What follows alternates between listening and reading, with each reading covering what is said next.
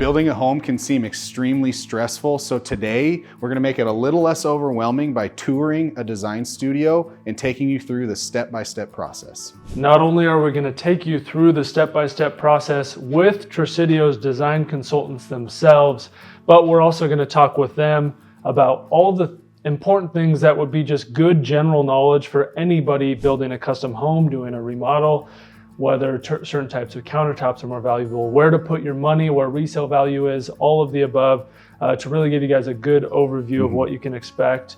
And as a reminder, here at Boise Real Estate Insights, this is a more localized channel, but also valuable for out-of-state clients. My name is Brady. This is Jesse Taft, for those of you who don't know. And we are truly here to try and provide real information that is actually useful for you guys. Yeah, exactly. We're obviously agents. We do this on a day-to-day basis. We've helped clients build homes with Tresidio specifically and see a lot of these different design studios. And today really want to help explain for those that haven't experienced it, what it looks like, what to expect, and then also again, some of the specific trends, designs, and places to maybe not splurge, but maybe to use up some of your budget when building or designing a home. And of course, reach out with any questions you guys might have. We are always available and open to any of you that are looking to buy, sell here locally, or maybe moving from out of state. Of course, any of your friends and family that need real estate assistance as well. You know, we're out here putting these videos out to try and provide as much value and information to all of you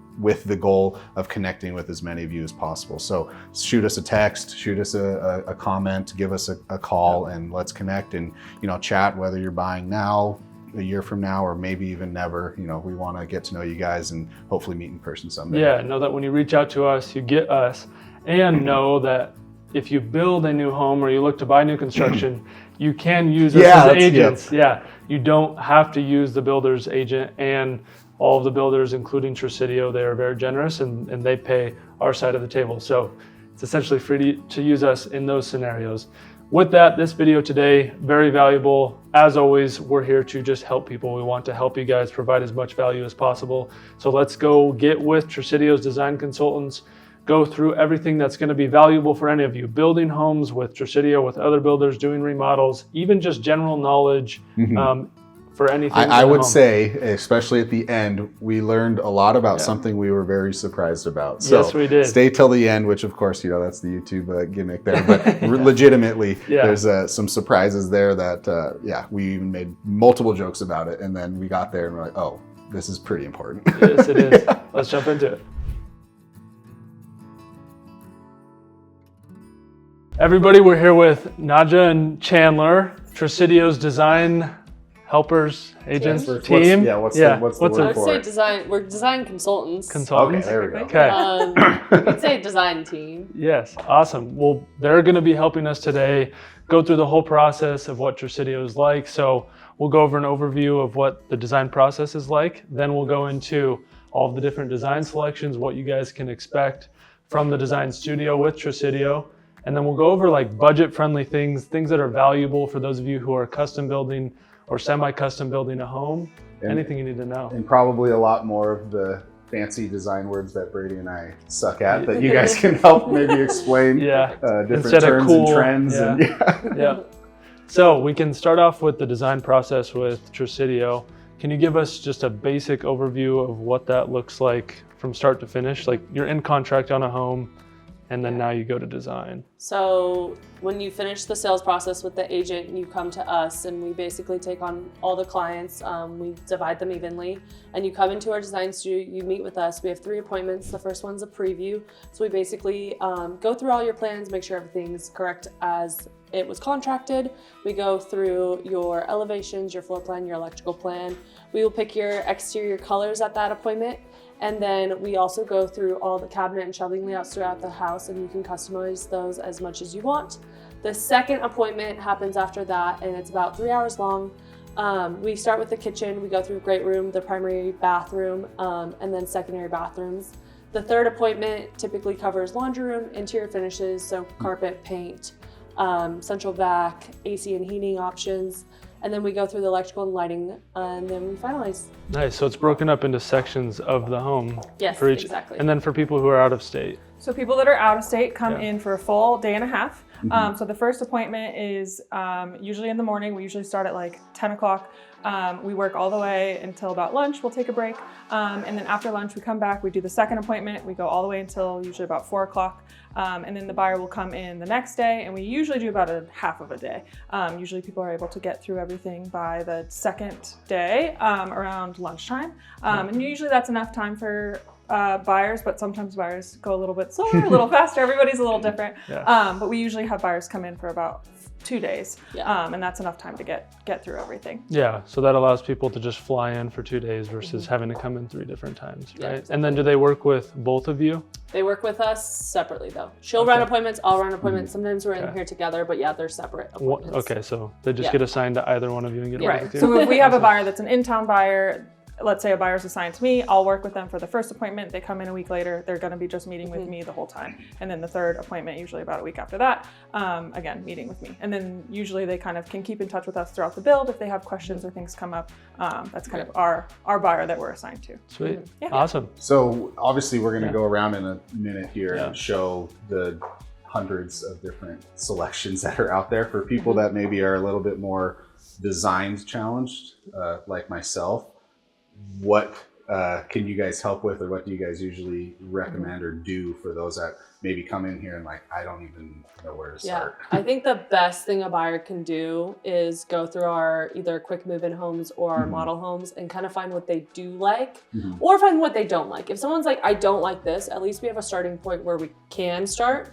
But just bring in inspiration pictures or like have a color in mind, a color scheme in mind. If they don't have any of that, we can still like, okay, do you like this? Do you like this? And we can kind of show them options without showing them all 50. We can pull like 2 or 3 that they might like and then pull from there, like kind of make it less daunting. Yeah, I think most buyers I think that come in, the thing that they're most overwhelmed with is the number of decisions they're going to have to make.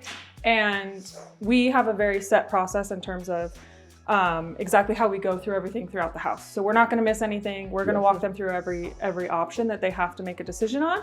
And so we make it really easy in that sense where they're not so overwhelmed. And I think that the main thing for them is we keep everything in a specific order. So we always start with, let's say, the cabinet color. We pick the cabinet color and then that's going to kind of set the tone for the next question. Is that order designed or strategic in a way to, like you said, you want to start with something very important right up front and then work off of that? Yeah, we kind of start with like the biggest part of the home, like the kitchen, the primary bathroom, the great room, like those are your most important rooms. And then it gets easier as we go down the list. A lot of buyers try and like skip around. We're like always like, we'll get there. Like we have to follow our process. So we don't forget what they need in their house. We've streamlined our process, and I feel like buyers typically come in like so overwhelmed and like stressed, and like as they go through the process, I feel like they're a little bit like de-stressing as it gets towards the end. Yeah, that's good. They walk out at the end of the day and they're like, that wasn't as not bad as let's do it again. So and we've gone through ourselves, and we're the ones that have decided what's going to be shown in the design studio. So we go to the countertop supplier and we pick out all the countertops that we want to have. That was my next question. So where did all this start? So we have a lot of options, but we don't want to overwhelm the buyer with thousands of choices. Even though there really are thousands of choices out in the world, we kind of pare it down so that buyers aren't so overwhelmed. They can kind of look at what they like and point out a couple things that they're drawn to automatically. Even if you don't have a good design sense, you know what you like, and then we can help them match that with the next, whatever the next thing is, the tile or the backsplash. So the studio itself, and I'm going to try and sound cool, the studio itself was curated with what's in here. So you picked what hopefully will work, long term and would actually look good in the Tresidio homes, but not too many choices to where you have, an excess amount of options. And we're always revising it. I mean, I would say like a couple times a year. 6 months or so we go through. We pick a new category and we kind of go through, okay, how are our selections looking, and do we want to bring in anything new and things like that. So it's not like whatever we picked when the design studio was built is what's still in here. We're always bringing in new stuff. Maybe not a full custom build, which we do see out there. So like, I don't think anyone's picked this in typically 5 years. Whenever there's like a new product that comes out and it gets brought to us, we kind of like determine like does this look different? Yeah. Does this fit the price point? Like, is it something we want to offer? And if it kind of checks all those boxes, like, we will bring it in and we'll replace it with something that like never gets picked. And we do that with like every product basically. Yeah. So it's always like evolving and changing and getting updated, which is nice. That's awesome. Yeah, and I'm really excited for today to be able to like go into each of these sections and actually hear from you two who do this on a daily basis, going over the budgets, going over what's worth spending your money on, things like that. And so later in this video, we'll get a walk through this whole design studio and give all of you guys essentially a mini tour of what it would kind of feel like and give you tips and tricks along the way. And maybe what everything. Not to pick. That's Yeah. what I'm excited. Which ones should people maybe not get too crazy on? Yeah. Maybe we'll play a fun game where Jesse picks what Oh, he no. thinks. Yeah, this would be a long video. Yep. Design your home. Yeah. So with that, awesome. Thank you guys for the process. Now we'll go into the next sections, which is diving a little bit deeper into all of this. All right, so starting off with going through like the specific design options and selections as a part of the home. Obviously, we're standing in front of a very important piece. So give us a lay of the land here. So this is our flooring wall. This is going to be the very first thing that we talk about with buyers once we've actually gotten up from sitting down, looking at things on the computer, picking exterior colors. When we start getting into all the selections, we start with flooring. Flooring kind of sets the tone for the whole house, so it's kind of a good place to start. The wall here is all organized by color and not by level. So what we do is we kind of usually talk to the buyers about what kind of flooring are you looking for? What are you needing in terms of your lifestyle, price point, things like that. And then from there we can kind of... When you say level, so people know, what are the levels? Sure. Yeah. So everything in the design studio is on some sort of level scale, and that relates to the price point. So level 1, for the most part throughout the studio, level 1 options are going to be your included options, and everything's labeled. So when you're going through the design studio, you kind of know roughly, okay, a level 1 is going to be my included option. Obviously, if I see something that's a level 7, I know that that's going to be a little bit more money.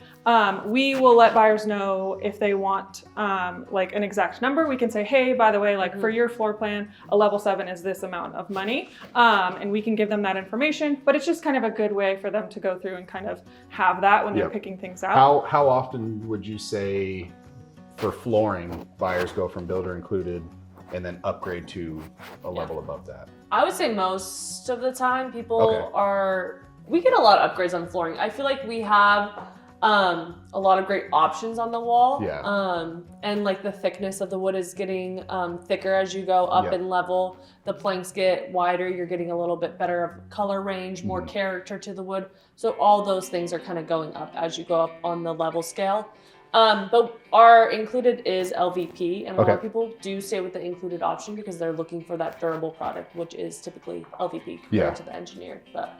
Right, and usually when you're upgrading, there is a reason that you're upgrading. It's not necessarily because you just think the color is prettier, but like Nadja was saying, like the wear layer on a level 7 is higher than a wear layer on like a level 2 hardwood. So you're getting a little bit more durability with that product, and the plank size is getting bigger, things like that. So there are reasons that you maybe want to invest a little bit more and spend a little bit more on things like hardwood. But for the most part, I would say people are probably sticking around like level 3 to 5 is probably like the most. We get a few 7s here and there just because they want that thick. They want to know if they ever were to refinish it, they could. They could refinish it multiple times if it's a 7.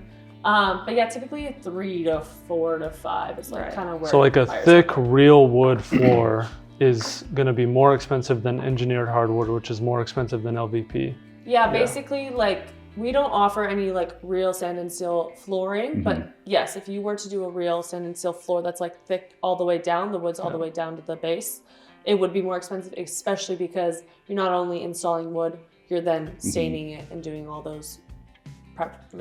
Yeah, and that's a good comment too. So what you see here is essentially, finished how it comes from the manufacturer. You guys purchase it and obviously install it, but there's no extra, there's no extra stain, there's no extra finish. Like what you see is what you're getting, which is kind of nice. Like if you ever needed to, like if a plank got really damaged because you moved a chair or a sofa across it, you could cut out that plank and replace it, which is really nice where you can't really do that with the real wood floor. Be hard to, much harder to match. Right. Yeah. Is there something on this wall that you guys notice, even if it's a row, is the most popular And then is there one that you think is more tried and true, and that if you did install this color or this selection, it would last you longer as far as resale value goes in the future? I think hardwood in general in the engineered wood product is going to be better for resale value over the LVP. I do think there's definitely people that are coming in and doing LVP. Benefits to LVP, we can put it in the laundry room and the bathroom. So if you're worried about cost, LVP is a little bit better. But for resale value, I would say definitely the engineered. In terms of color, I would say probably our more popular color options are kind of like this sort of general area and then like this second row. Okay. And Nadja and I are designing all of the quick move-in homes as well, and we're kind of sticking with the same hardwoods over and over again. Light to medium tone, nothing too dark. I feel like the dark is very polarizing for some people. It shows a lot of the scratches and the dust, where these kind of like middle tones really hide well, but they're not too light where they're gonna show everything as well. Yeah, makes sense. Yeah. So 2 quick examples and see what you guys would gravitate towards recommendation wise. So I mean, we always pick like this one. They're most common. If we're picking a spec, we almost always pull that wood. We really like this wood. It has a wide plank. It's thick. It's a good neutral tone. It's also only a level 3. We're only talking about like a couple dollars a square foot. So it's not like crazy in terms of price point. Level 7s, I would say, we definitely have buyers that go all the way up to level 7, but you don't need to go up to level 7 to still get a really nice product. I would say this one is really, really popular. Again, it's a level 3, so it's gonna be a slightly larger plank size than this one, which is the level 2. So this one has a smaller plank size. It's a little bit less expensive than going up to this level 3. You're not talking about a big jump. So something like this is gonna be what we're kind of more leaning towards in terms of what we're putting into the quick move-in homes. I would say something in this kind of color tone. We definitely have buyers that pick it. It's a little bit more of like a dated style. So we don't put it in a lot of the quick move-in homes because we feel like there's less appeal for a lot of buyers. And then like Nadja was saying, same thing with the dark. With LVP, we do throw LVP in some quick move-in homes. We would say this is probably the most popular option for the LVP. We are not doing a ton of LVP, but when we do it, you're just trying to pick something that looks as realistic as possible. Because again, it's not a real wood product. You're gonna have some repeating planks and things like that some buyers really don't like. But trying to stick to something a little bit more neutral is kind of key there. Especially for the, like you said, the quick move-in homes. So for wood flooring type, let's say you have a buyer come in. I'm building a home with Tresidio. We have two kids under 7, 2 dogs, 2 bigger sized dogs. Engineered hardwood, LVP, either or would still be a good option. Probably recommend LVP just because it's going to be waterproof down to its core. It's going to be more scratch resistant compared to the engineered, where it's still the real wood on the top layer. It's not going to be great with water or scratches. Kids and dogs can really rough it up and scratch it. But LVP, is going to hold up way better for your house. And I would say even more than the scratch resistance, to me, the water is more of the concern. And it's not because I'm worried my house is going to flood. It's because I have an 80-pound dog that drinks water and gets it everywhere. And so getting that water on this hardwood, if I'm not immediately wiping it up, it's gonna sit there and it's gonna kind of warp and discolor. So that's more of the concern with hardwood sometimes, and having that water. And again, on the LVP, she can drool all day long. It's not a problem. I can wipe it up when I get home from work, and it will be fine. And again, we can also put that in the laundry room, put that in the secondary bathrooms, and it's gonna be more cost effective than putting tile. If we do hardwood throughout the house, you don't have the option to do LVP in the secondary bathrooms and the laundry room. So you'd have to then upgrade to tile if you want a hard surface. So benefit of LVP there, but again, just not as high value of a product. If you're worried about durability, you're worried about price point, LVP is a great option. If you want something that's gonna be just a little bit nicer, the engineered is still obviously a really great product, and you do have some good options for a lower price point there as well. Yeah, that's awesome. And along those lines, at the end of the video, we'll go back and talk to everybody about like where you should put your money and where you shouldn't, and where to save, just from a general perspective at the end. But for now, we're gonna go from here to more backsplashes, some bathroom stuff. We'll go to cabinets, and then we'll go to carpets, brick, exteriors, and then countertops, kind of the kitchen area as well. And we'll just go section by section to continue to to give you guys all of the insights on all of this. Okay, now we're at the cabinet section. Just basic overview, this wall, what would be your spiel at the beginning? Yeah, so basically everything you see is kind of what we've selected that buyers can choose from. Most of the wall is actually going to be included. So we offer paint grade cabinets and stain grade cabinets. Basically the only ones on the wall that aren't going to be included are going to be the 3 dark painted is what we call these. And the 1 white oak wood sample just because it's white oak compared to alder wood. Other than that, we also have level 1 hardware included. And then it goes up to like a level 4 or 5 on the hardware, and you can mix and match all of these. So like if you liked this pole, but you don't want all poles and you want a knob, let's say, you can mix and match the whole wall. And then we have, if you open the doors, we have all the little samples in there so we can kind of pull out cabinets and put it with like the hardwood selection that we just made. Nice. So after we pick out the flooring is when we bring the buyers over to do cabinets typically next. Buyers have the option to do 1 cabinet color for the kitchen. Some buyers want to do 2 cabinet colors for the kitchen. And basically we kind of walk them through what are they leaning towards? Do they like the idea of doing 2 different cabinet colors? Are they just sticking with 1? If they, a lot of the time I would say buyers have seen these things in models and quick move-in homes, so they kind of know pretty quickly what they're liking. But after we pick out basically the cabinet color, the next thing that we're going to do is talk about the door style. So this is like a flat panel here versus like a shaker bevel. We talk about all the different door styles. All of those are included as well.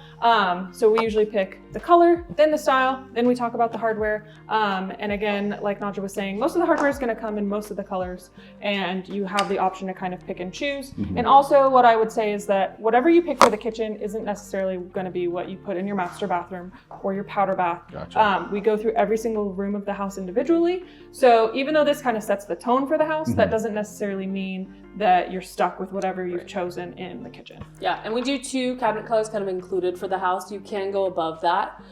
There's an additional cost to do that, but if you wanted to pick a different color for every bathroom, you're definitely able to. There's just a price you kind of have to pay for that. But yeah, we're definitely allowing people to customize their cabinets. If you're not finding like the exact blue you want, let's say, we can also request special colors from the cabinet maker. We work with Sherwin-Williams, and we can pick basically any color out of the deck too. Cool. Nice. I've noticed a trend lately of 2-tone cabinets in the kitchens. What are you guys' thoughts on that? Is it a trend, feel like or is it? I personally think the trend's kind of going back to more of all stained kitchens. Okay. Maybe an accent color of a darker accent color.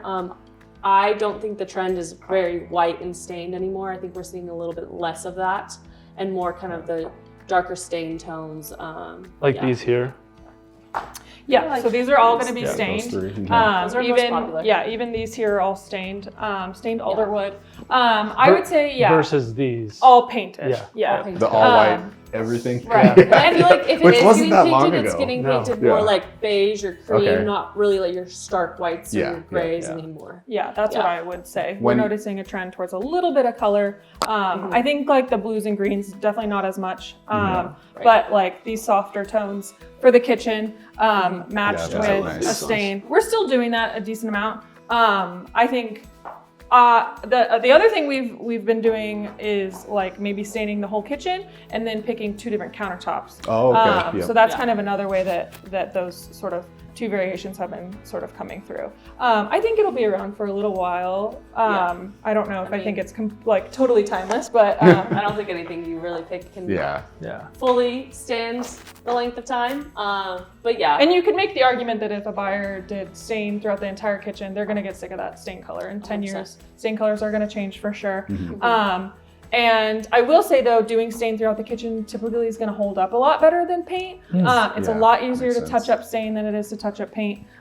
So in that sense, like if you're worried about the longevity of your cabinets in that way, sticking with stain is usually kind of a better option. Or even to the point of like having 2 kids and dogs, and like the kids will kick the island. Like if you have a stained island versus a painted island, like your stain is going to hold up way That better makes sense. to like the feet. And down the line, could you paint stained cabinets easier than staining painted cabinets? You can right? never stain the Exactly. painted cabinet. Yeah. You could technically paint the stained cabinet, but yeah, you can't take those cabinets stained because they're not wood. They're HDF and MDF kind of mixed. But yeah, they're not wood. When you guys design your quick move-ins or spec homes, coming from flooring to cabinetry, do you try to keep them similar? Do you do contrasting cabinets to flooring? What's the general? I think it kind of depends. It does depend. I think for the most part, we're 50-50. keeping things in the same family. I think that's the key for designing throughout your whole house, is as long as your undertones are consistent, then you can kind of do things differently in every home. But I would say for most quick move-in homes, we want things to kind of stay pretty neutral so that they're going to appeal to a larger audience. We're usually picking, like, I would say either of these two are probably our most popular stain options. And then we're picking a flooring that's like similar in tone. We're not going too light, we're not going too dark.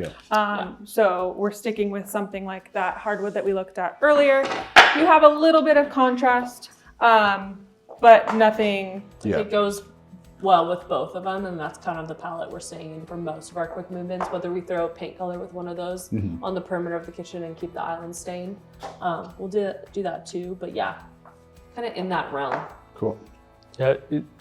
Is there anything with cabinets? Because I know this is pretty much all base, right? Is there anything price point wise that you guys would say would be worth going up more for just cabinets alone? I wouldn't say like the cabinet color really, or like the hardware. I think you're getting more into like the cabinet options that we offer, like going to the ceiling or adding trash pullouts or roll-out trays or spice racks or anything like that. I feel like that's like the value of upgrading the cabinets. Like going to like this dark paint isn't going to add more value to your house. It's just like, if that's your preference and that's what you love, like go for it, but that's not adding really value to the home. Yeah, and I will say that the cabinet company we work with is local and everything is custom. So we sit down with the buyer before we've even picked cabinet colors. We have a drawing of all the cabinets in the house. We look at everything. We talk about any options they want to add, whether that is taking the cabinets to the ceiling in the kitchen, adding any sort of pullouts and things like that. But we also can like shrink a cabinet 2 inches or make another cabinet 3 inches bigger, and we draw everything out basically to scale so that they can see all of it and customize it however they want. So if we are even doing built-ins in an office or something like that, we're giving them exactly what they need for their lifestyle. Yeah. Well, that's good news for all of us husbands out there. The cabinets aren't going to be a huge expense if your wife wants the nice ones. So yeah, and that's what's nice. I mean, specifically for Tresidio, and we talk about it with a lot of the other builders and communities. When you see, let's say, a quick move-in or your guys' base price, you're not talking orders of magnitude more once you come through the studio. Obviously, there's usually some upgrades that people do, but other builders that we've showcased, you're adding 6 figures or multiple 6 figures to get it into a home that you're actually picturing. Whereas with Tresidio, things like this are included already, which is a big expense for a lot of other and I'd say at the end of the video, that's where we can talk about general price points that you guys see people spending. We can go over all the things that we mentioned in the past, where it's where to put your money, but also just what you guys see on a daily basis on what Tresidio is costing to upgrade. So we can talk about it. Because our starting point is like a little bit higher than most builders. Like we have a nice included offering. So like when a buyer comes in here, like they're not having to spend the 6 figures. They can, they have. Sure. But like most typically don't. Like they hover around like the 50K, and that's like an amazing house at the end of the day. Right, because we do have a lot of level 1 options, and there's an included option basically for everything. Awesome. We'll go to the next section. All right, off to the next very important section, countertops. And again, they're laid out, it looks like, by color. Here as well? Roughly by color, organized a little bit by type as well. So typically when we get to countertops, we usually ask the buyer if they feel strongly about a certain type of like natural stone versus man-made stone. Most of our wall is going to be quartz. We feel like that's kind of where the trend is going in terms of durability, but also price point for quartz. So the wall is organized by quartz basically on this side, and then the last 2 columns are going to be our natural stones. So either quartzite or granite. So that's kind of how we talk to buyers about whether they care about one versus the other. What would lead them one direction or the other versus natural? If they're used to taking a hot pan out of the oven and putting on the countertop, like probably don't go with quartz. Like let's stick you with a natural stone like a granite. It's not going to be porous with quartz, but it's also not heat resistant. Where granite, on the other hand, is going to be a little bit more porous but heat resistant. So we kind of talk about those 2 things with the buyer and kind of see what they're needing in their home. Yeah, I would say most buyers want quartz. But every once in a while, I do have a buyer that comes in that says, you know, we put our hot pans directly on our countertop, and they need something that's going to be heat resistant. They've lived with granite. That's all they know. That's what they want to stick with. And so we have some natural stone options for those buyers, but there's a little bit more upkeep that comes with having that natural stone. Usually you're having to like clean it a little differently, seal it a little bit, versus with the quartz, a lot less maintenance. But there are some times that people don't want quartz because it's not a natural product. It's not necessarily as healthy of a manufacturing process, and some people really care about that. So they want to stick with a natural stone. But I would say 9 times out of 10, we're doing quartz all throughout. I think they're also picking quartz because they can get the look that they want compared to like the granite. Like the granite's kind of like you get what you get. It's what they pull out of the mountain. Where quartz, it's a man-made. Obviously, they can change the vein to like what you're seeing here, and that's going to be repeated every time we buy that slab. Or granite, if you like that slab, it's probably not going to look like that when it's in your home. So there is a little bit of a risk when you do pick a granite. Does quartzite have the same maintenance as granite? Yeah, they're both natural stone. Quartzite's the hardest natural stone you can basically buy. And you still have to seal quartzite? You do have to seal. The main difference is quartzite has like little divots running through it. So a lot of people also maybe don't like that about the quartzite because you can actually feel it. It's not a smooth surface.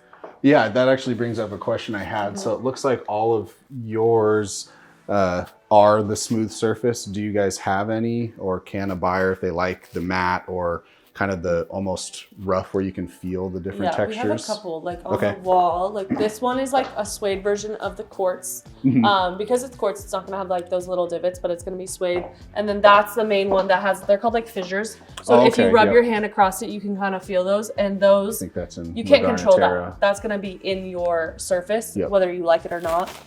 So we always warn people about that too, because we don't want them to be surprised when they walk into their house and now they have to deal with like a fissure. Interesting. But again, level 1 is going to be your included option. We have a handful of level 1s, so that there are some options there. But if you want something that's going to be a little bit more decorative, you're going to be looking at some of those higher levels. And then you're going to be spending a little bit of money obviously to upgrade, and then depending on where you're putting it, changes that price point a little bit. So in the kitchen, what some people do, let's say for example, if they are worried about budget, but they want something that's going to be a little bit more decorative, we have buyers that will stick like this level 5 Calcutta Gold on the island. They want their island to be a little bit more of a statement piece, but if they're trying to kind of be cognizant of their price point, they might stick a level 1 on the perimeter. So just kind of a plain white. It's still going to look really nice when you walk into the kitchen. You're maybe not going to notice that the back part doesn't perfectly match the island, but that's a really popular option for people to help them keep their price point down. But we do have people obviously that want the contrast. So they'll do like a dark perimeter on the back of the kitchen, and then they'll do something totally different on the island. I was going to ask, design, you know, in your guys' opinion, design wise, dark countertops, is that something that might be long lasting, whether it's the island or on the edge? Because obviously, you know, you have some black options essentially. I think in terms of trends, everything is going to come back and leave again. So you wouldn't necessarily say don't do that. I grew up with having black countertops in my house as a child, and I now have a black island at my house. So I think things do come and go. I think it's a little bit of a polarizing choice. A lot of buyers are not doing it. I think people are afraid of having a dark countertop. So it's definitely not as popular of an option, but I do have buyers that come in and they know that's what they want and they like that look. And so it definitely is something that people are doing. And I think, you know, we try to talk about trends are something that we are always aware of, but I think more than anything, we want buyers to feel like they can pick stuff because they like it. Not necessarily it's because it's trending. The most important thing is that it's your house that you're living in and you really love it and you're picking something because do you guys ever need to suggest people select something different if they're getting a little wild? I think it's the biggest issue when people are like kind of going crazy and off the rails a little bit is like they've picked a really crazy like granite, let's say, and now they're trying to pick like a really patterned backsplash, and we're like, okay, let's give and take. Like, I don't know if you should do those together. Like, they're great on their own, but like, let's not match them. And we'll start pulling suggestions like, what about this one or this one, and kind of steer them in the right way without being like, hey, no, don't do that. Because I ask because I've had clients that's one of their fears is like, what if I design this very poorly, and then we end up moving in and we're like, what did we do? We have, I would say 9 times out of 10, my buyers come in and they say when they sit down, if I'm picking anything crazy, please let me know. Yeah. So we know that people are aware of that and that they're worried they're going to do a bad job. But I think it's so much easier than people think, because I think naturally you kind of know what you're drawn to. And if you pick a really busy countertop, people kind of naturally know to not pick a really busy backsplash. And so usually what happens is they pick their countertop, backsplash is next. A lot of the times we'll go pull some backsplash options and say, do you like any of these as like kind of a recommendation? And so they have a good starting point and they can kind of give us some feedback. I don't like this for this reason, and we can pull something else, but we're kind of keeping them in a range of something that we know is going to look really good together once it's all put into the finished house. And I think also like the colors, like if someone were to pick like this, like we wouldn't pull a beige backsplash for them because this is very cool tone. Like we're going to keep them in their color scheme that they're kind of gravitating towards. If they're picking grays and whites and blacks, like they're definitely going to go more cooler, and we're going to help them stay within that color scheme, so they're not like really off. When you walk into the house, you're like, oh, who picked this? And we're always explaining that, so we're telling them the reason why I wouldn't go with that is because it's going to be too busy, or the undertones just don't match. I think the other thing to note, and we talked about this earlier, but everything's curated. So we're not, there are a lot of tiles out there and a lot of things out there that are crazy that we don't recommend at all. They're not even going to be in the design studio. So we pick things that are relatively neutral, that are relatively like people pleasers kind of across the board, so that we know that whatever people sort of pick, it's going to look good together. And you know, it's crazy. Obviously we have buyers in here all the time and no buyer has ever picked the same thing. They've never designed the same house. That's cool. So many options still, but there's nothing, there's not really a lot of opportunity to go too crazy. It's not a blind design. You're not sending them to you know, Home Depot to go and pick even out like something when random. we do pick out all the product, like we're still looking at the overall range. Like we'll line up all the countertops and be like, do we have the range? Do we have the grays? Do we have the browns? Do we have the blacks, the whites, all the creams? And then we're like, we have something for everyone. If like, even if they come in and like maybe they have a taste that's a little bit dated, but to them they love it, like we're probably going to have something for them, and we're going to help them make it look like more up to date, even though it's a little bit like maybe behind the time. Cool. Awesome. And going back to the counters too, level 1 to let's say level 3, what would be the big difference between those two? Like jumping up halfway up the price point. So like a level 1, you're kind of looking at these two are like some of our level 1s. And then jumping to like a level 3 is like this one. So you can already kind of visually see like the difference. Like this is definitely a little bit more like plain, a little bit less of that marbling, a little less of the veins and more speckles. And then you're jumping into like the smaller veins here, more of the marbling in the back. And then like as we jump down to like the 5s and the 6s, like you're getting larger marble-like almost veins. purely visual. Nothing really durability wise is changing from each quartz. They're all the same, it's just visual. Cool. And there's some new quartz options that we are starting to bring in that are even higher in terms of price point, and they almost like have like a glitter shimmer. Like you can really tell the difference in terms of, and also you're kind of getting that with like this one, right, Chandler? Yeah, like a you're little kind of bit. getting more of that stone. There's like a shimmer to it. Wow. Oh yeah, you got. They're really putting a lot of like effort into It's like two different, the print. almost looks like two different stones. Right. It looks a little bit more like a granite, like looks a little bit more natural, like maybe something that was made naturally as opposed to just like a printed image essentially. Yeah, you even have those like crystallized sparkles that you see in granite sometimes, right? Right, and very organic movement and things like that. But I think so good for people to know that you're paying for visuals. With countertops, unless you go to the real stone, you're purely paying for. Yeah, the durability is going to be exactly the same. Like when someone comes in on a tighter budget, like how she was explaining, like do something cool on your island and let's keep your back, like your back kitchen a little bit more subtle. Let's not spend the extra there because you're not changing the durability. We'll recommend, and like when a buyer's like, I'm on a little bit of a budget, but I want it to look nice. Like we know those little tricks and tips to be like, perimeter, island, you're not going to tell, it's going to look great. You're going to be really happy. Because from 20 feet away, you those, wouldn't even notice the difference, right? Exactly. Or do your favorite one in the kitchen, do the whole kitchen, and in the bathrooms, just keep it simple. Right. Your guests aren't going into your master bath. I wouldn't think very often. If they're judging your bathroom countertops, they're probably not the probably best not. friends. Yeah, probably not your best friend, right? Exactly. Oh, they went with level 1 and Why is it so pretty? I do that. Yeah. Your house, I do that. Yeah, send this video to your friends so that they can know which level 1, 2, 3, and 4. Yeah, you'll get to judge your friends. They have That's this in their bathroom. Yeah. Not a good sign. Awesome. Well, those are the big 3. Now we'll quickly run through the, I guess, not as important items, but still just give you guys an idea of what those are. And then at the end, we'll still go over, generalize it, kind of wrap this all up for everybody. Okay, now quickly breeze through some of these sections. We'll start over here, which is backsplash and tiles. I guess, give us the basic overview of kind of what we're talking about. Sure. So this is what we like to call our mosaic section. So basically our smaller tiles. These tiles are usually going to be either kitchen backsplash, bathroom backsplash, sometimes even shower walls if you wanted to do a smaller tile on your shower wall, and then also shower floor. So shower floor, I think one of the things that people don't always realize is we usually have to do a smaller tile on the shower floor. Those floors are going to be sloped towards the drain. So even though shower floors is sometimes a point of contention because I think people are like, I don't want grout, I don't want to have that small tile. There is a reason for it. So typically what we're doing is we're picking the backsplash for the kitchen first. When we bring buyers over to this section, that's usually what we're doing to start off. We have a lot of tiles. I would say, honestly, most buyers are kind of picking similar tiles 10. over and over again. If that. Could you point out? Like, Sure. So like our over level 1 tiles, there are a handful and we've got some more in the drawers as well. But this series here is our flash series. This is probably one of our most popular tiles. The nice thing about these is that they're supposed to look a little bit more handmade. So you have some color variation throughout the tiles.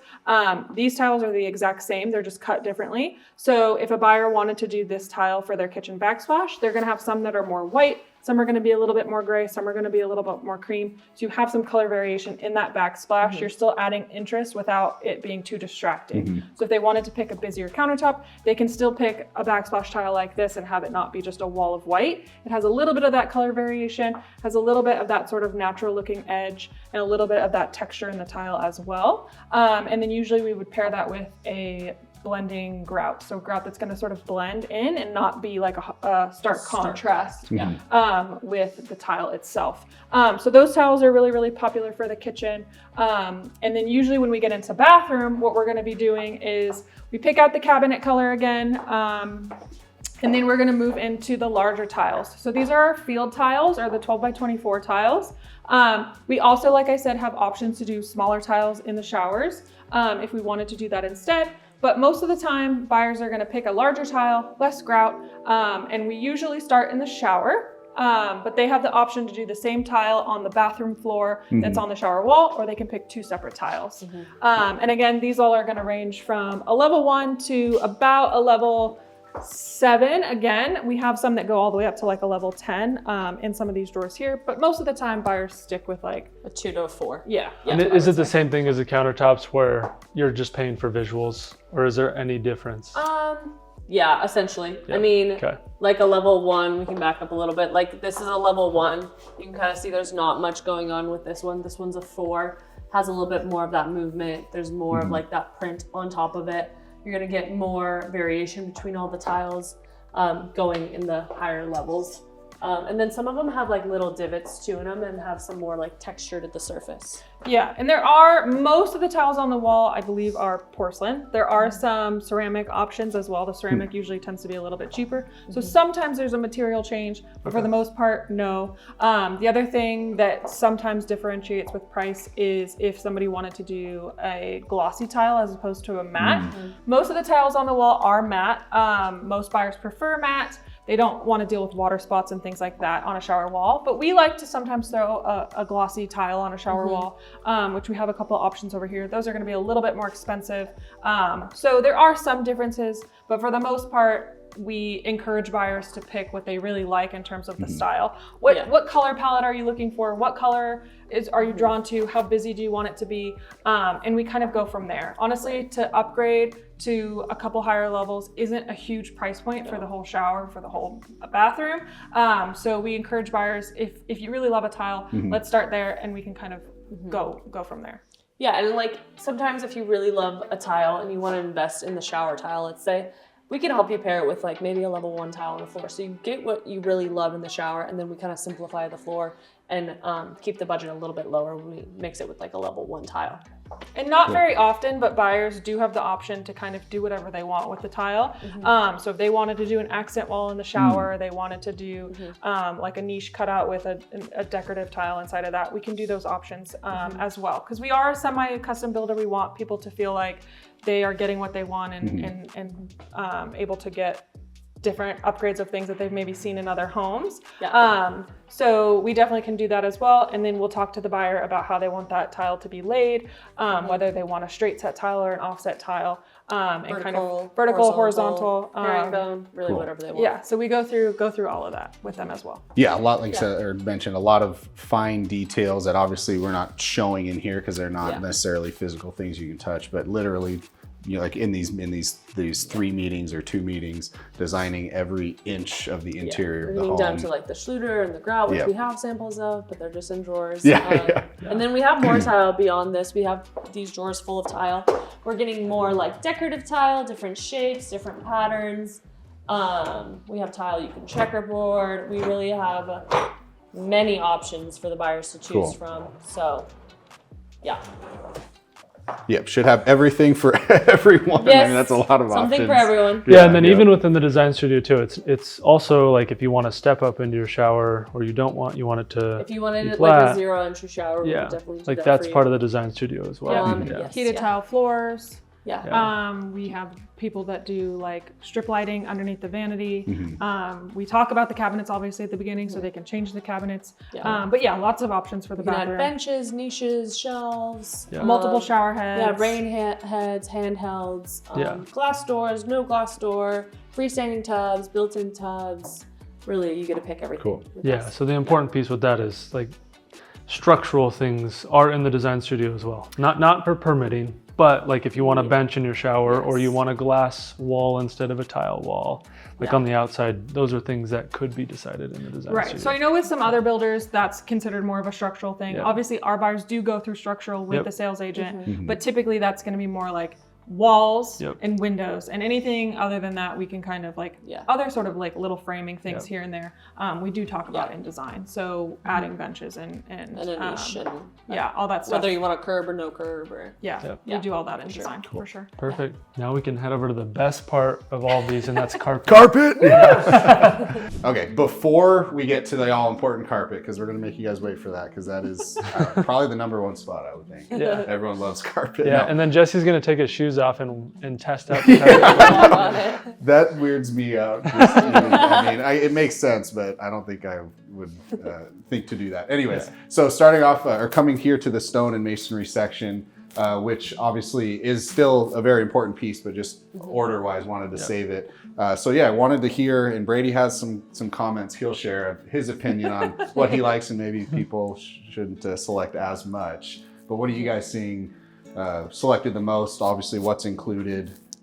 Where does the stone go to? I think that would be that's a good question. So the stone goes on all of our exteriors, and on the interior of the fireplace you can choose stone or tile that we've already kind of touched on. You can do either or on the inside. You can pick a stone for the outside and then totally do a different stone on the inside. We don't limit you in any way with that. Level 1's kind of included, that's kind of the bottom row, and then these couple here. Some of them do come in different colors too. Like our wall is showing every style we offer, but like this one will come in a couple different colors that maybe isn't on the wall. When we say stone, are these actually stone, or is this like, you know, cement or concrete that they form? It's all like manufactured material. Nothing's like a true stone. Same with the bricks and all that. Yeah, so basically during the first appointment, we show the buyer an exterior elevation of the house. We say, here's what your house is supposed to look like. Do you want to add any additional stone? Most people are happy with the amount of stone that we include. And then when we get into the exterior selections, we usually pick out paint colors and things first. And then we kind of start with, I usually have a buyer like pick kind of like 2 paint colors that they're looking at for the main body. And then we start looking at the stone and say, which one do you like with the stone that you're kind of leaning towards? Buyers that are a little bit more traditional are typically sticking with some of these larger stones, or even the stones on the bottom, those more level 1 stones. And on those ones on the bottom, you have the option to grout them or to do the dry stack. The dry stack is going to be that more modern look. Buyers that are coming with a more modern elevation are usually picking something up higher on the wall. Smaller. Yeah, smaller. again, where those stones are touching each other, you don't have those grout lines showing. And definitely some stones are a lot more popular than others. There's some stones that we hardly ever use. Which ones do you hardly ever This use? I Okay. think because of the orange and the kind of blue. I don't think we've ever used this. These don't really get picked. Yeah. We don't do a whole lot of the brick either. I think it's traumatic for some people coming from the 70s, growing up in that era. So we don't see a whole lot of that. We're really seeing a lot of like the rounded stones are definitely coming back, that cottagey kind of feel. And then these bottom ones for sure. And then we do quite a bit with this. Maybe not necessarily this color. This comes in a lot of different colors. Oh, okay. But Yeah, I we do actually see like this this one a stack a lot. Yep. That's cool. Yeah, and with all of these too, it's fireplace exterior. I personally love. I guess I'm in the minority here, but like, could you do a brick wall? Because I love seeing houses where in the master bedroom there's like an accent brick wall. Is that something that would be doable? Yeah, we can add stone to any wall in the house. Nice. Basically, we just have a cost per square foot that it costs. She recently had a buyer that did it on the dining room wall around the windows, and it looked really pretty in there. So yeah, you can add it basically anywhere you want in the house. How much Yeah. does it add, like how much does it stick off the drywall if you were to add brick or this stone roughly?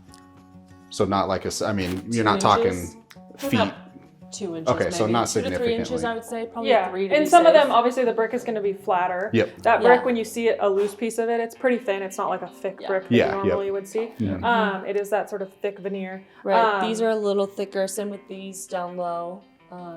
Yeah. Yeah, so it depends on the stone type. Yeah, but we definitely do have buyers, I mean, not all the time, but have buyers that opt to put it in other places or even add more stone on the exterior and things like that. So you have some options to kind of play around with it. But I would definitely say that there's a popular like a trend with what most people are kind of doing with the stone and what stones they're picking.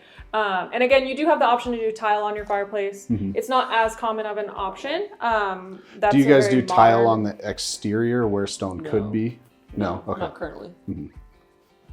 And yeah, we have seen like in some of the other builders or even like parade homes where there might be a kitchen accent wall, not necessarily behind the stovetop. Right, but like where by this the windows or the is, sink. yeah, with some floating shelves. So yeah, these inside the home can add a pretty cool little extra touch to it. Yeah. You don't see that often. And we go to some different trend talks and stuff in other states that we've been to where they've talked about like kind of what's trending for this year and the coming years. And one of those things is like bringing the outdoors in. So I think that kind of speaks to that, is like having those stone walls on the inside of the house kind of makes it feel like you're kind of one with nature in a sense, and that's definitely trending. So I think that's kind of where that trend is coming from. But we see that a lot for sure, like parade homes and things like that where people are doing stone on the inside of the house and different accents of it as well.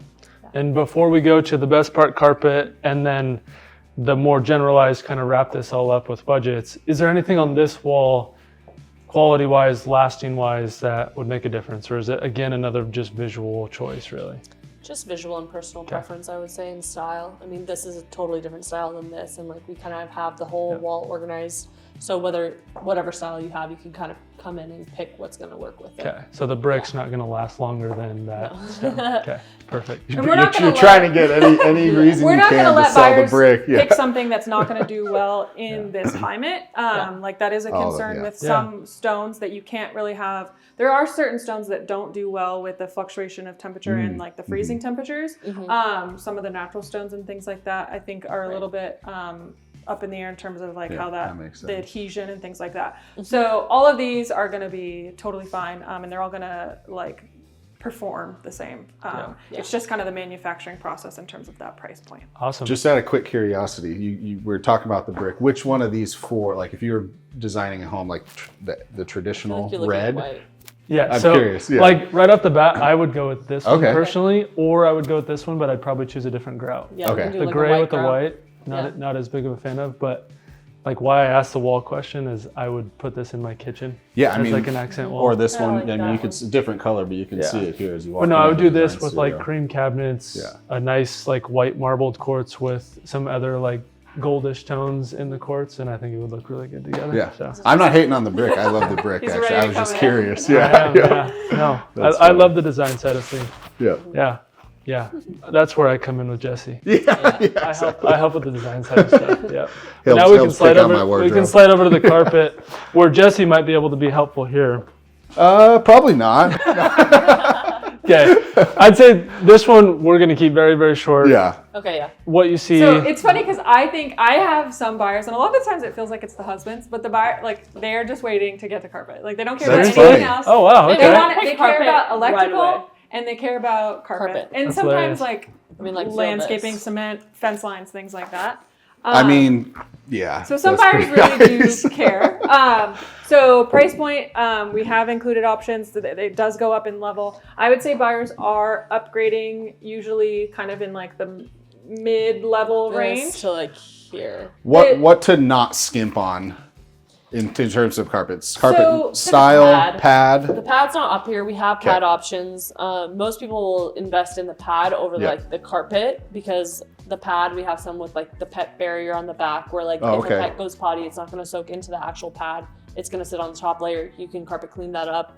But a lot of people are investing into the pad, and then probably like on top of that, like they'll pick like a pattern. A lot of people are doing the patterns versus some of these like bigger piled carpets, kind of more trending towards the. Does going up in level or price add like longevity between this and you know this? Yes and denser. no. I mean, we work with Shaw exclusively, and Shaw is a great brand, and they have really good products. One of the things they talk about is like if a piece of the carpet gets pulled out, it's not going to create a run. So in that case, even if you stuck with a level 1, you're not going to have like a carpet that's falling apart or anything like that. But in terms of like the density and the amount of fibers per like square inch changes a ton. So do you want to grab like a level, like the level 1 so you can show him the difference? I do want to grab it. Thank you. Grab the one above that. No, grab that one. No, grab the one above it so you can tell the difference. But that one isn't our favorite.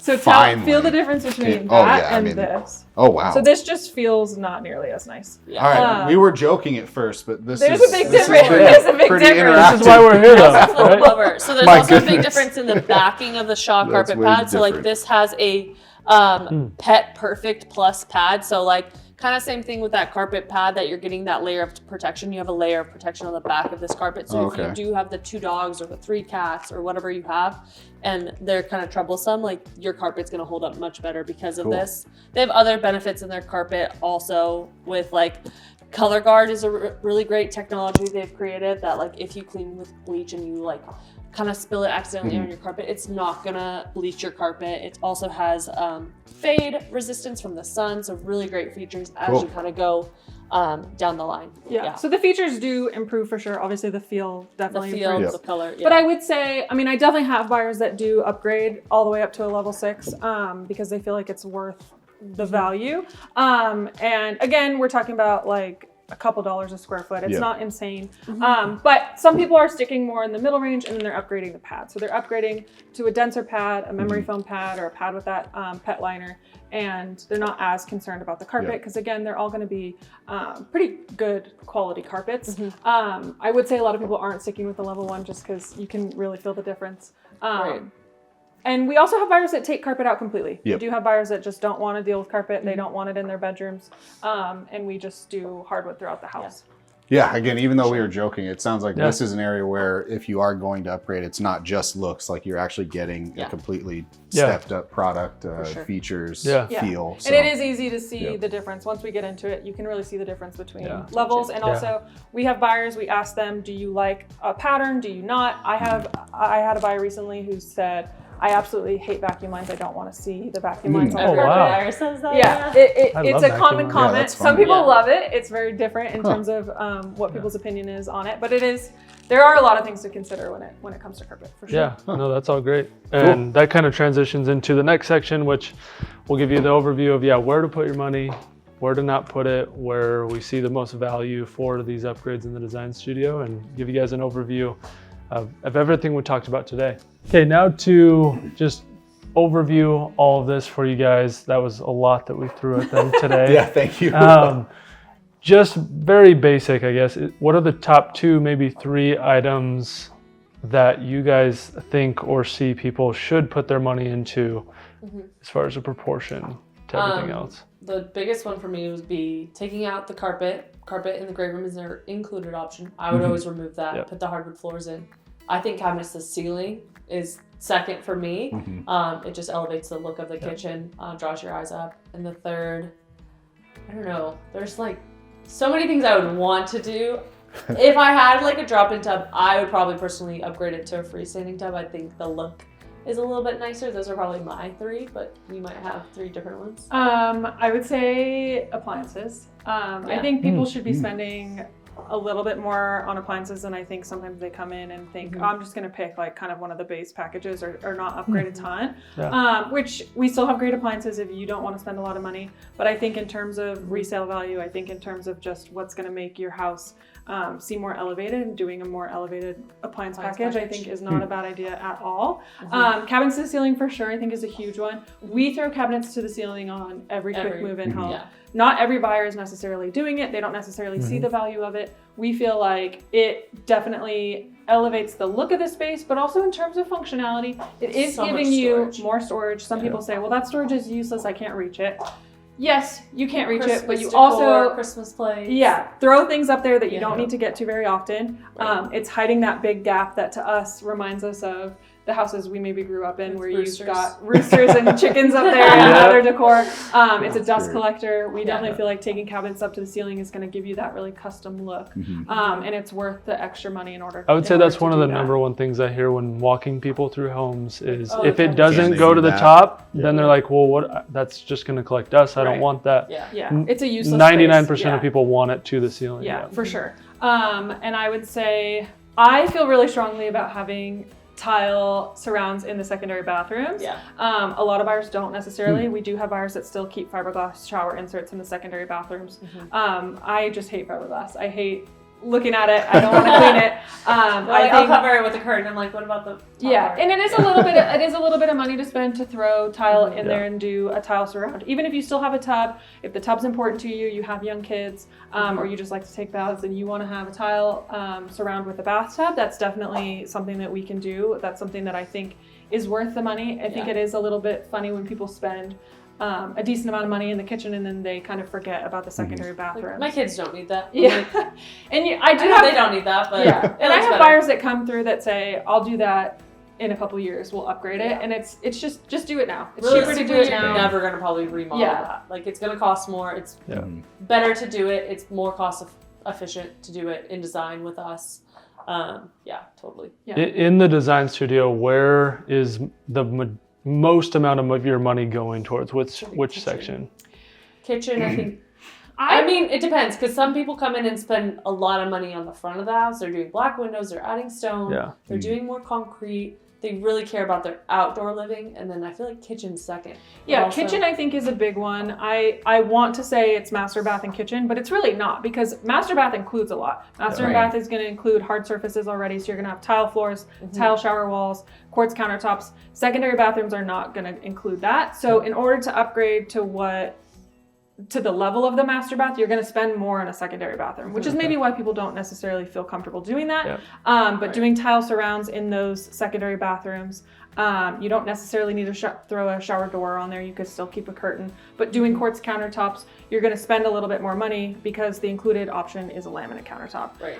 But the nice thing is we're working with smaller square footages. That countertop's maybe 6 square feet compared to the master, where it's like 18. So if you do upgrade that to quartz, you're not talking about thousands of dollars. It's a few $100s. Maybe the shower's a couple $1,000s. But it's still minimal compared to like the kitchen upgrades. For sure. How often, like, as people go through this, or do you even recommend come here, put together your wish list? It's probably going to be high and pare back, or start off being very, very budget conscious. And I definitely recommend doing it the first Throw way. everything you want in your wish list, in your confirmed selections. It's easier for us to cut back at the end than remember everything you said you wanted that we didn't throw in. Right. And buyers have access to our online design studio before they've even come through the door. So they have time to look through pricing, put things on their wish list. Anything that's thrown on their wish list isn't in their confirmed selections until they've sat down with us. So even if they're throwing things on their wish list, we're still going to go through everything A to Z. We're going to ask them everything that they're wanting. We pick everything out. If a buyer says, I think I want to do a tile surround in my secondary bathroom, let's pick out the tile. Let's have it in there. If at the end you want to cut it and stick fiberglass, sure, that's a really easy change. If you've gone over your budget, let's cut it out. But a lot of the times I have buyers go through the process. They're really budget conscious. They get to the end and they say, oh, I did way better than I expected. I spent less than I thought. And I can keep everything And that I want. Or they hadn't added it already, or let's add more. They want to add more, and now we have to backtrack. I have buyers that have almost. gone back to another state, and they're like, well, now I want to pick a tile for the shower. I have a little bit more money. We talked about it. I want to add it. Well, we didn't pick it, and now I am having to help you pick it through photos and email. It's definitely harder to do it that way. So we recommend stick everything in there in the beginning, and then cut down at the end if you find that you have gone over your budget. For sure. And do it that way for sure. It's definitely the easier way to do it. Cool. Awesome. And then to kind of wrap it up, move-in ready homes I think is a good starting point for what you guys spend in a move-in ready home, because the majority of you guys who either look at photos online or see homes in person, a move-in ready home is what you're seeing. So what on average do you guys spend in a move-in ready home on just the design studio itself? Say it depends on the neighborhood, the location, all that kind of plays into it. So on average, it's probably 20 to 30,000. Some of our neighborhoods, like on the golf course in Mallard Medallion, might be closer to like 60 to 70,000, just because you have golf views.